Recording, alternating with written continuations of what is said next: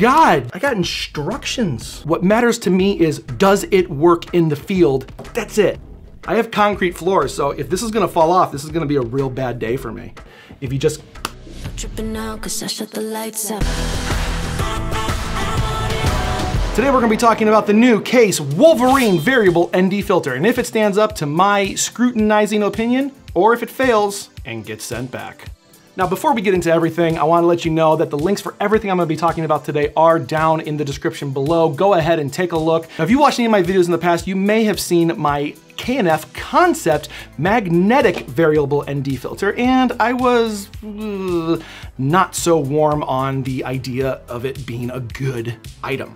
Shots fired! Shots fired! So when I was hunting around and I found on B&H the pre-sale of the KASE Wolverine Magnetic Variable ND filter, I read into it, yeah, it's a bit pricey. These are notes I should do before the show. Magnetic VND. So like after tax and everything, this came out to about $200. Why is that worth it to me? Because I'm a big run and gun shooter. I run from situation A to B to C with zero time to change lenses or literally even put the camera down. So while I'm running, I have this little pack on my backpack and I can rip this open, take out an ND filter, slap it on, and keep going. So having something that's a magnetic variable ND filter that I can literally just pop off, put in my pack, and keep shooting as we enter a location would be a dream come true. But unfortunately, that one didn't really stand up to snuff. And I'm moving stuff. Good God. Oh my God, okay, that literally fell off way faster than I thought it was going to. And moving over here, oh God. After I read a little bit about the case and the reviews, I was curious. Ordered the pre-order, waited about 2 months for it to drop. And as you can see in the cellophane, it is brand new, unopened. We're gonna open it today, test it a little bit, both on a handheld camera, and I'm gonna throw it on the gimbal really quick to see if the magnetic adapter can actually hold on while I'm moving around. And if the image quality inside the camera looks good, we may have a new winner. So let's go ahead and jump into this and see what the hubbub is about. Let's go ahead and open this bad boy up. I brought scissors. I got it. Oh yeah, like Christmas morning. Oh. Look, it's all pretty. Pop it open. Ooh. Okay. Ooh. Oh God, there's shit on it. Gross. Comes with a bullet. Is that it? That's it. Okay. It didn't come with a cleaner. Come prepared with my own lens cloth. My life be like... It went in my hoodie.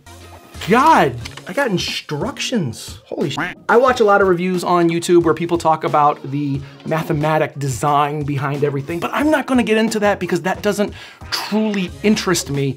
What matters to me is, does it work in the field, and can I shoot with it, and does it look great? That's it. So I have to do research here. I have to read a book. This is a lot of words. 2 hours later. I just want this to be magnetic. Let's see if it's easy enough to understand if I can just make this work. This is a Sigma Art 1.4 50 millimeter. Ooh. God, that goes on smooth. This is my variable ND filter that I used all summer and it was freaking great. Having to unscrew this when you go into a new location is kind of a hassle. You can buy a rubber lens cap to put over it, and I was hoping that this would go on top, but it does not. It's got this toggle thing right here, which I think is gonna be kind of nice, but I wanted to check the lens cap first because this saved me a lot of grief. That went on fairly good.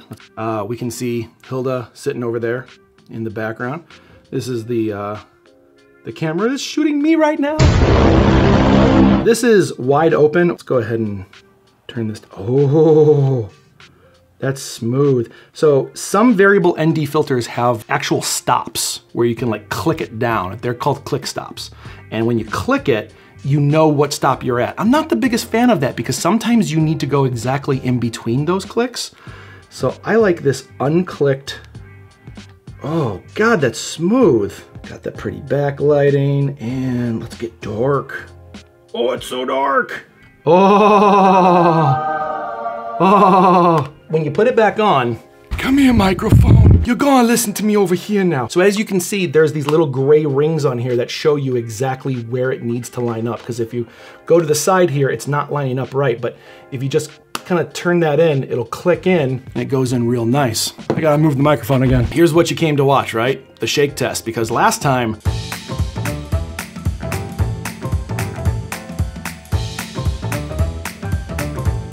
I couldn't turn without the magnetic variable ND just falling off. Here's where the $200 investment comes in, if it's worth it or not.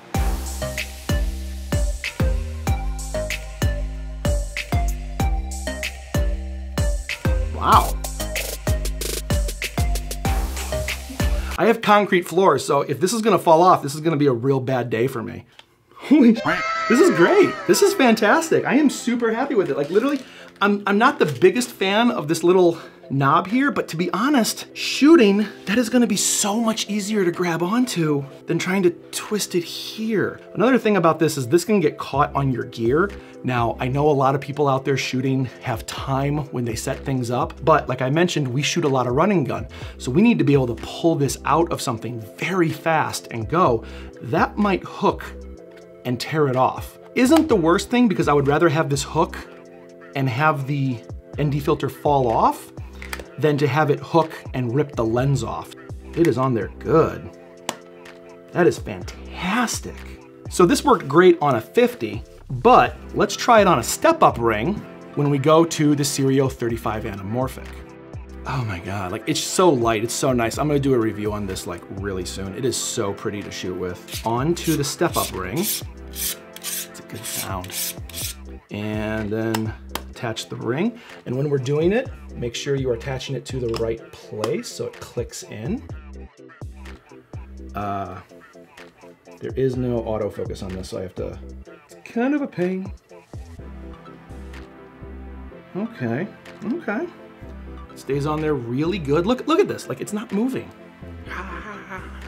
Part of me was kind of hoping this would fall off so I can get my $200 back, but the other part of me, going into the jobs we have lined up for this year, I am insanely excited to have something that is this durable.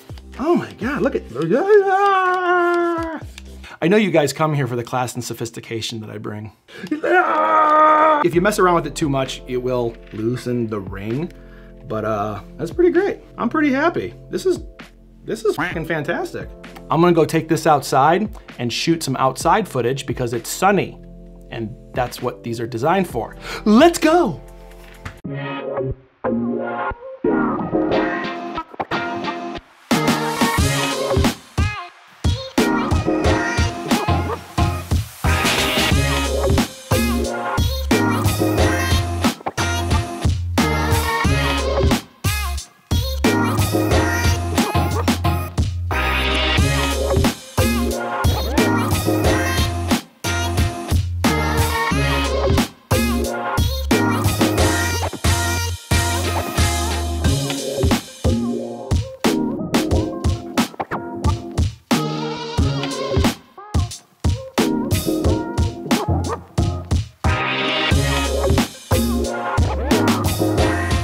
All right, we're back. Let's get this math out of here. Now, while that was definitely the bigger stress test of it all, let's see what it feels like on the gimbal. This is the part I'm probably gonna cut out. Please don't put this in there. Where are you going? You're too front heavy, little back heavy. Remember when you are balancing your gimbal to make sure you have everything on your camera that you're going to be shooting with. For example, I made sure that the variable ND filter was on this before I started balancing, because if you balance it without it, and then you put your variable ND filter on, your gimbal might be able to level out, but it's going to be wearing on the motor and you're gonna chew down your battery faster that way. Record in camera here. Let's see what this looks like. I mean, it's not that big of a difference. You're gonna be like, oh, what's the big deal? But when I tried doing this with the other magnetic ND filter on the gimbal, it fell off as soon as I did this. We're gimbaling, we're gimbaling. Yeah. Let's do the stress test again to make it look like, oh, look at this. It stays on, it stays on. Let's change it. Oh, it's so dark. Oh, it's so dark and crazy. Let's put it back up. Oh, it's bright outside. This looks awesome. Let's do one last test before I give my verdict. How easy it is to take off the magnetic filter and to put it back on while holding the gimbal. Walking, oh yeah, this is a good shot. Oh God, we gotta go inside. Okay, looks good, looks good. Our model is walking inside. She's doing a great job. Oh man, this is fantastic. But we're about to walk outside, so I pull this out, I put it on. Oh, you gotta make sure it's on. Oh, that was like 2 seconds. I mean, once it's out of the pack, once you got that down, holy crap, I am so impressed. Usually I'm not this impressed with gear. I usually find something wrong with it, but I am so freaking happy how this is built and handled. Take it off, going outside, putting it on. Oh, that was fun. Okay, so it passed the gimbal test. It passed the handheld wild maniac Sasquatch test. I'm gonna go ahead and say this variable ND filter deserves to be in my camera pack next to my heart. This is amazing. I am so happy that this is staying on. Now, the only downside I have right now, these rubber K&F lens caps that I love so much, they don't fit on here. And while that's not a big deal because literally I can just cut this out, put it right there and it'll work great. I think that's a no-brainer.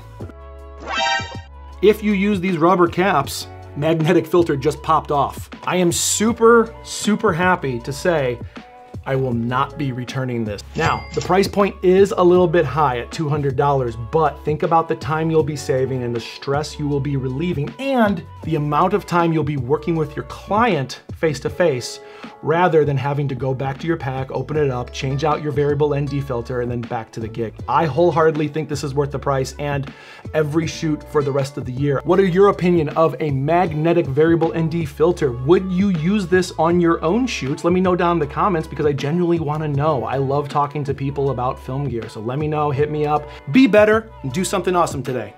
I'm gonna go take this thing outside for a little joyride.